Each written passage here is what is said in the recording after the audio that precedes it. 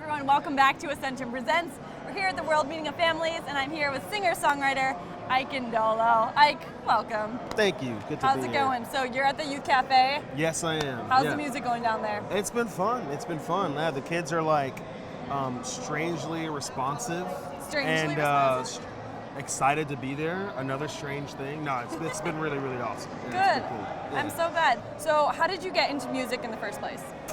Oh man, it's kind of a long story, but not so much. I was doing youth ministry, and I had just really started just playing the guitar right around that time as I was doing youth ministry, and God just kind of called me away from youth ministry into music ministry just by circumstance, really. And obviously, He opened the doors, but it wasn't something I was like planning on doing. It was just something that kind of happened. God kind of like, all right, now you're going to be here. So, and I hadn't, it's like one of those things where I picked up the guitar and I started leading worship like almost kind of right after that. Okay. And so, it was always kind of a part of my ministry, even when I was doing youth ministry, and God kind of just sidestepped me kind of over to that time. So.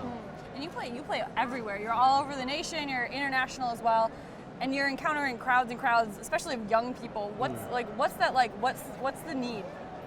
I think the need is to connect to something bigger than yourself, and music is so transcendent. It's already permeates, our culture and our lives, and so I think, music is such a language for people, such a way to connect, in our regular lives, and then bring, your faith into that, where, I sing songs, but really I try to draw people not to myself, but to Christ. And so when you do that with music, that's already such a powerful tool, and, conduit, I guess, for, emotions and feelings, all that stuff. But I don't know, there's this big need, in that moment of worship and singing the song to connect to something bigger than yourself. And hopefully, as someone who's leading music, leading worship, is to, connect, people to that, So yeah. And you're working on more music right now. Always working on more music. Yeah, always working on more music. And, I just released 2 singles a couple months ago, Okay. Produced by a good friend of mine, Matt Maher. Nice. And and constantly, as someone who creates things, like always trying to create and writing every single day, and always working on new stuff. What's the creation process? It's every time it's different. Sometimes I'm in my car and I'll start humming something, or tapping something out. Okay. Sometimes I'm in an actual writing session with other writers. Sometimes I'm just in my house, after eating lunch or something, and I just pick up the guitar and something just kind of comes to me. So the process is always different for me. I'm very inspirational based, so I can have set times to write music, but I feel like sometimes the best things that come from me are when I have like I'm inspired by something. What are things that inspire you? Everything. Food inspires me. No way.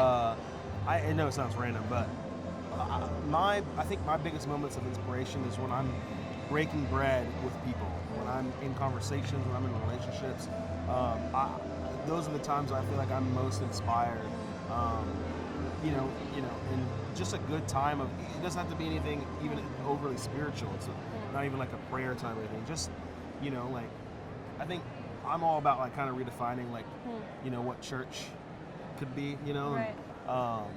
It's just that moment to connect with other people. And I have so many little church moments, like sitting around with my friends, eating, having a beer, and just really, so yeah. So good. And would you say, is there anything you've experienced thus far at the World Meeting, or that you're expecting to encounter from Pope Francis's visit to renew your ministry or motivate it in any way?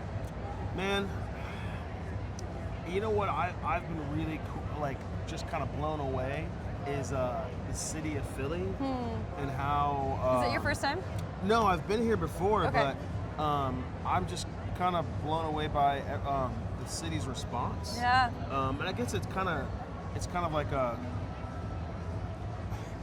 because I guess the world has responded so well to Pope Francis, but it's just cool to see the city kind of, I don't know, it's like buzzing, you know. Right. It's been awesome. It is. There's an electricity. Yeah, just walking around the streets, you know.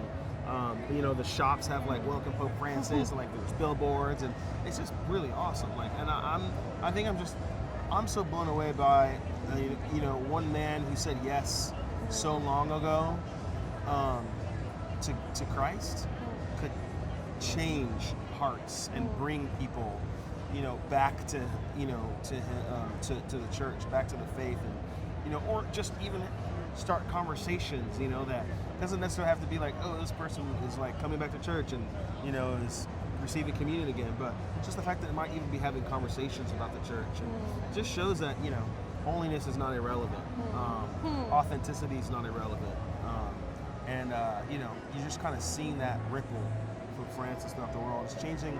I think he's shaking us up more than he's shaking up, you know, the world. And we, you know, us church people, we need to get shooken up a little bit. So yeah, I'm loving it. Good, awesome. Thanks so much for sitting down. Yeah, thanks for having me. Appreciate it. Good stuff. Thanks so much for watching. Again, Ascension Presents on YouTube and AscensionPresents.com. God bless. Hello.